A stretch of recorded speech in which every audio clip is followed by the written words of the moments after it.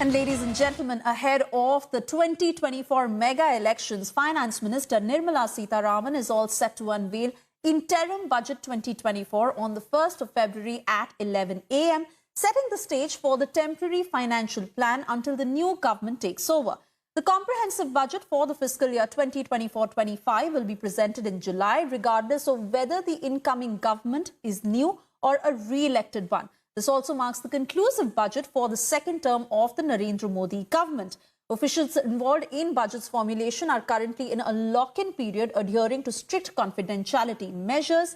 We get you this comprehensive report on what was presented in Budget 2019 and what you can possibly expect in Budget 2024.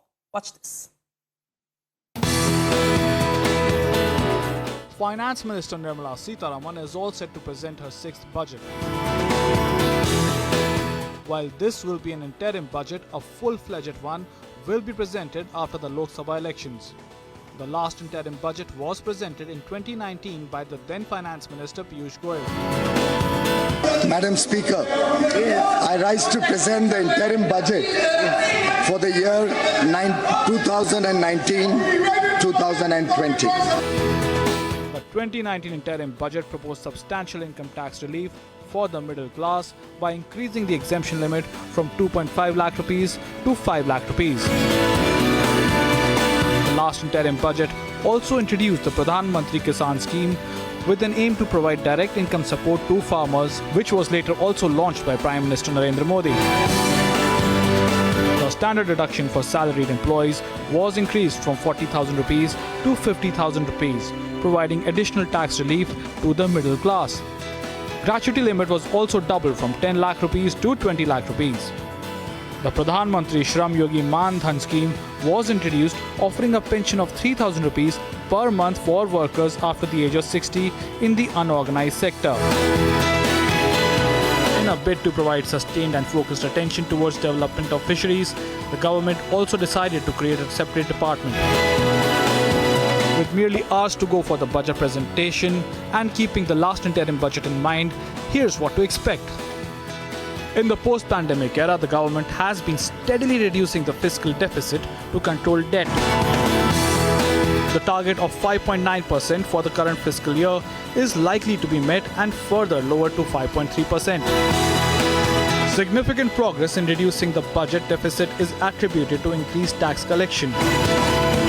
With economic growth above 7%, positioning India as the fastest growing major economy, big focus will be on infrastructure spending.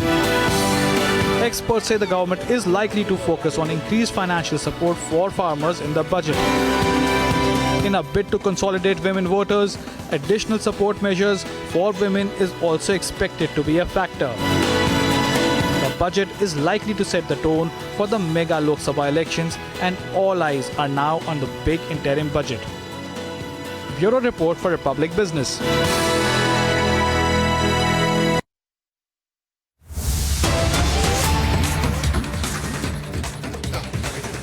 And breaking news coming in, Finance Ministry has said that India could become the world's third largest economy by 2027 with GDP of $5 trillion. The projections come ahead of an interim budget due to be released later this week on the 1st of February. In the report released, Finance Ministry said that the economy is poised to grow at or above 7% in the fiscal year 2024. Cutting across to Sharmila from Republic Business, who joins us in the studio to break down all those details of that report for us. Over to you, Sharmila.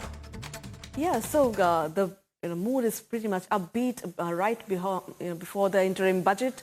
And the Finance Minister has completely laid down what to expect in terms of the growth factor. As you can see, Suesha, we're expecting a steady growth in the coming fiscal year, though we know it's an interim budget and we do not expect any major announcements, but we still have in hand the mood set for the upcoming year. And of course, we must note that this is the biggest financial event before the biggest political event, which is the general elections this year. So clearly, we have a roadmap ahead of us. And now whatever comes from this election, this interim budget is going to reflect upon the coming elections. So we expect a happy mood in 2 days from now.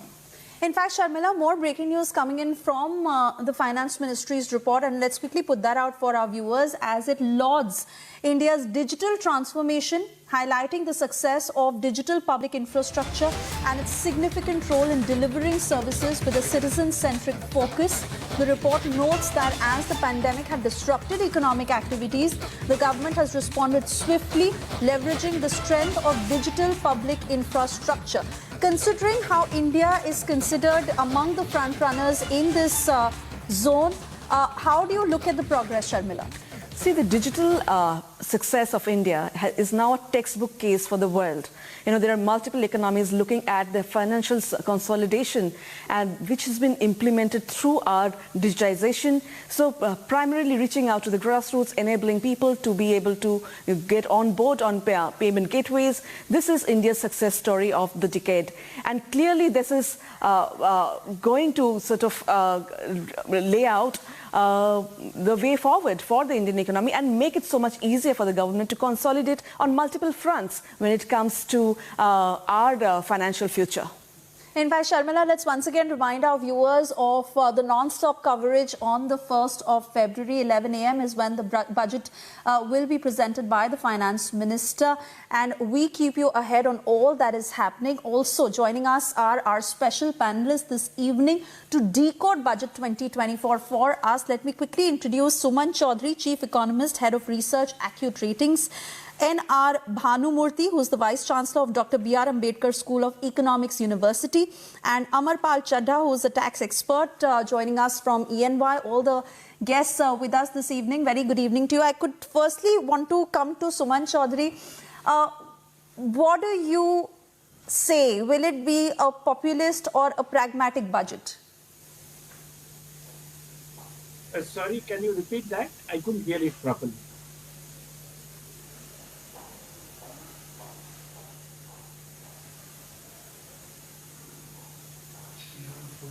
Hello.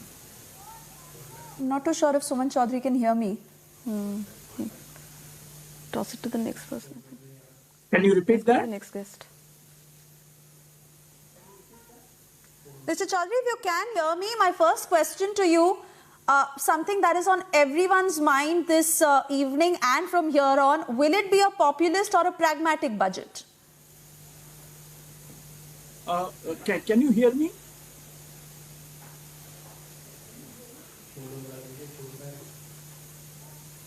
Hello.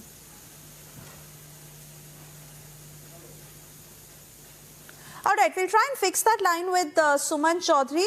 I'd also like to hear from Mr. N.R. Bhanumurthy. Sir, if you can hear me, you can take that question if you like, and also to understand what are the key demands coming in from India Inc.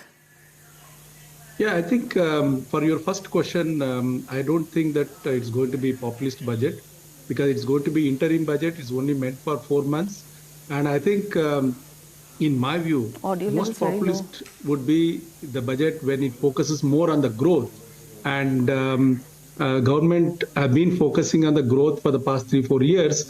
And I think right now it has put India into one of the fastest growing large economy. It's all because of the fiscal policy that has been adopted in the last 3-4 budgets. So I would expect a continuation of that focus on the growth.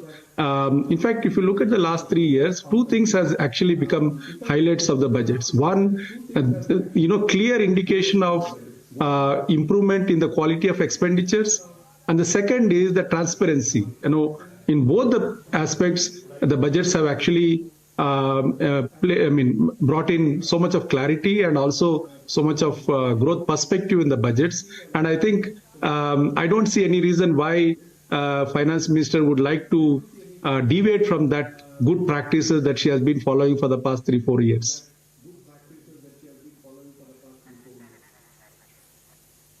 Right.